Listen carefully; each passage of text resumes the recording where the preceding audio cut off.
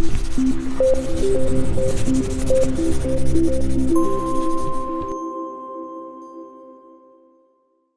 are you doing? Yeah, I'm good, man. It's a pleasure. It's a pleasure to see you. Pleasure to have you on.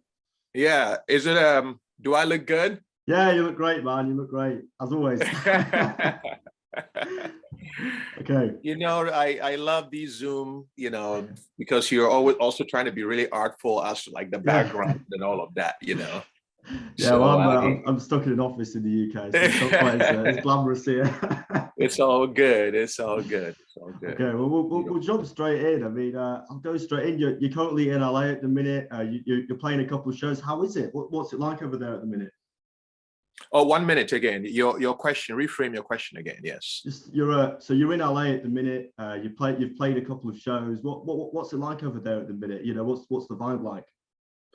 Oh, vibe was, Mm. really, really amazing. It was just, all about, trying to really, use music to connect people. I feel that my role is that I bring the power of music to let people have the ease of connecting to each other and ease of engaging each other. And in doing so, I foster like engagement, So the vibe was more in terms of really amplifying this, and people dancing and also the message, the communion, and then, empowering everybody with the sense that, to make transformations is going to take people working across different sectors and different aisles. Yeah. So the Yeah. vibe was positive and great.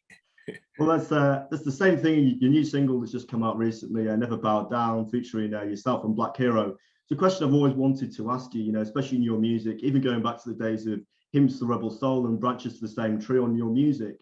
There's this definite spirit that goes back all the way to the whole Afrobeat movement of the '70s and Fela Kuti, and there's always a really strong message behind it of that very, I'd say, Ghanaian and African spirit of togetherness, but also realizing when people are annoying you and fighting against the system and all of that stuff as well. And I think your activism's almost as interesting as the music you create as well. Yeah. I mean, the thing is that for me, Never Bow Down was, a musical statement that I wanted to use to express, the mindset of, what people are going through, especially considering that so many people went through, recent, lockdowns, shutdowns, and all of that. And there's also, a lot of people too who have to reorganize, their sources of livelihood.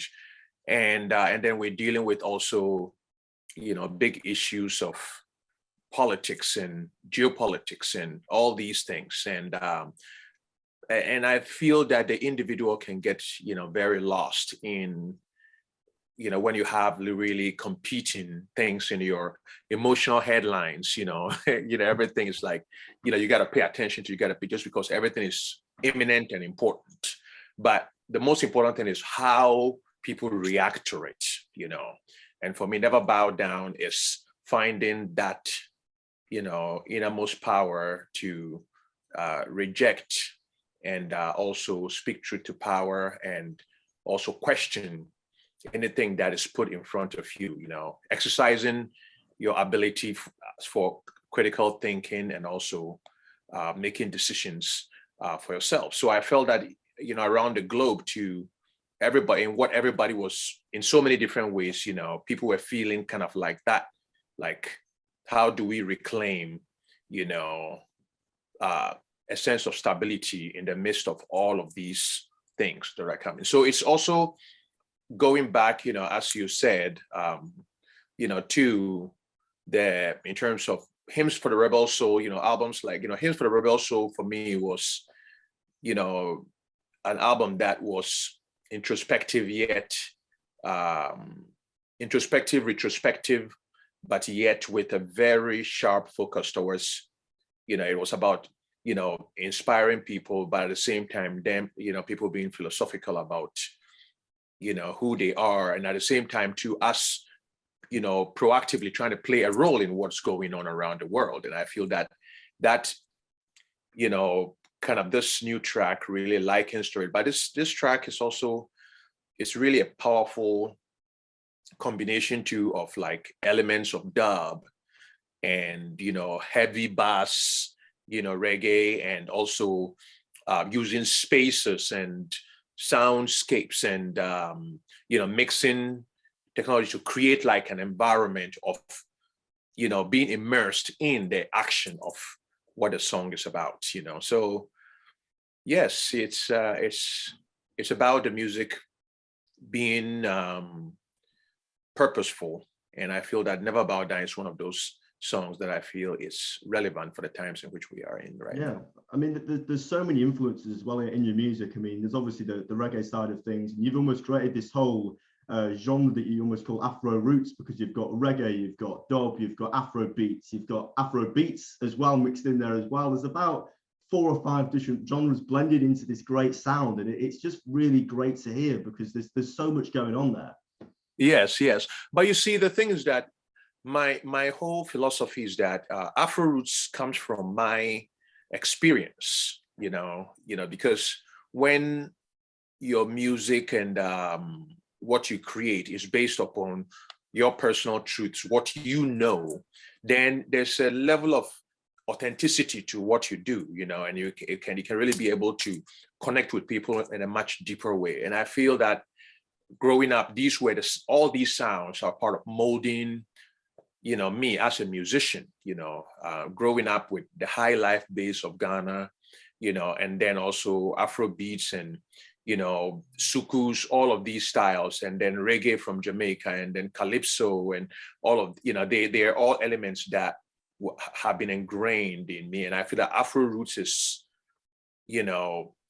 putting a sense of order to those dynamic different elements that are part of the influence, so it allows me the freedom to also be able to expand where I go sonically, as long as I feel the message is conveying what I'm trying to convey. The sonic medium can always be upgraded, and also the edges of what I do can be pushed, so that's what Afro roots is all about. Yes. Well, and as well, you've shared the stage with so many great artists, the likes of John Legend, the likes with Bono, Western artists as well. Have you been inspired by some of their work as well? Because I know you've done some stuff for the UN as well. And I think especially now we're seeing more artists, the likes of Damon Albarn, for example, are doing stuff with the likes of the Songhoy Blues, and artists like that really embracing African culture. And it's almost gone full circle on what it was before. Yeah. I mean, the thing is,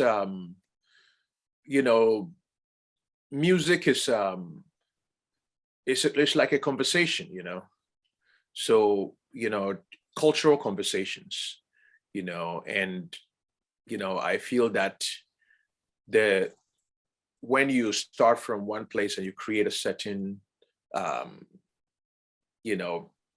should I say style, it's always influenced by things that are coming from outside, and we've always had that kind of interplay between artists, and once in a while there's like an album that changes. I mean, like the Paul Simon Graceland, which for Western ears, it really took certain elements of African music, Lady Smith, Black Mambazo, all of these incredible bands that were in South Africa, and presented it in a way that was accessible to a bigger global audience, who all of a sudden, but then he was influenced by these musicians, so, and as that sound also came about, it also influenced, certain African musicians, and then when you even look at the early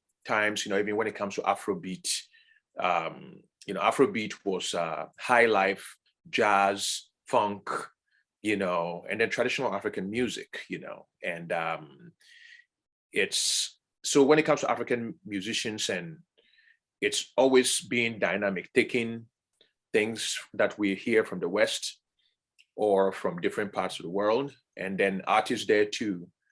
Once the sound becomes, kind of refined, they also kind of tap into that, So it's like a wheel, that feeds each other in motion towards the future. You have to keep innovating and adapting through,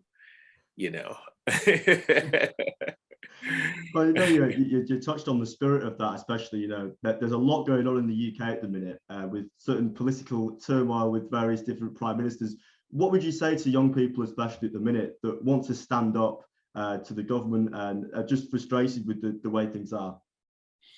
I would say that, rightfully so, that, when you look at the way things are and the opportunities that, so many variants of, leadership had to, really make changes that would have had, long-lasting impact on their community. I feel that, it's hard to really say it on a much more bigger level, but there's a certain dissatisfaction of young people and also people in general with the stewardship of countries and all the issues too that they're facing. And I feel that it's when you're on the cusp of change, the change kind of rises within, your attitude and the way you feel things. And I think that people want change, people want, a world where, we transcend the, greed and, kind of zero-sum approaches to engagement by making sure that we disregard the truth unless it serves us, and the hypocrisy of all of this that's playing in everywhere. We just need to forge a better, kind of, should I say, brotherhood or sisterhood of humanity. So it seems, I think, especially yes.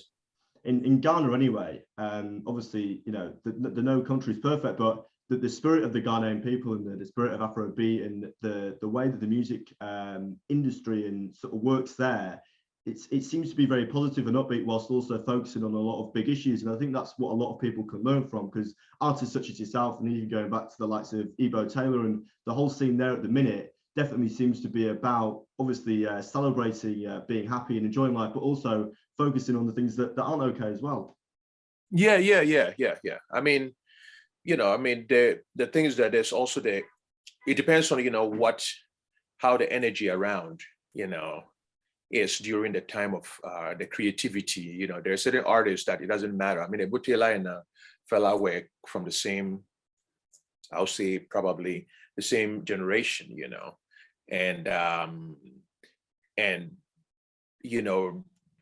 certain parts of the music was about celebration. It's life. It expresses life. Celebration is such a big part of life. And then even when you're not political, songs that celebrate are, kind of end up empowering you because it's honoring who you are, And I think that, Fela's music also was so great at in terms of, being able to be not only be political, but also be socially conscious, bringing that in. So now in the modern sense, you've seen kind of a combination of those two elements, that are, but I will want to see the social political aspect become even much more stronger because, music has the role to address a lot of the issues that are going on right now. And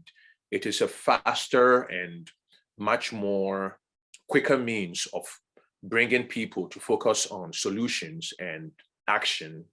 So it will be every style that has mass appeal. I think if it also conscientizes itself, it becomes, very potent.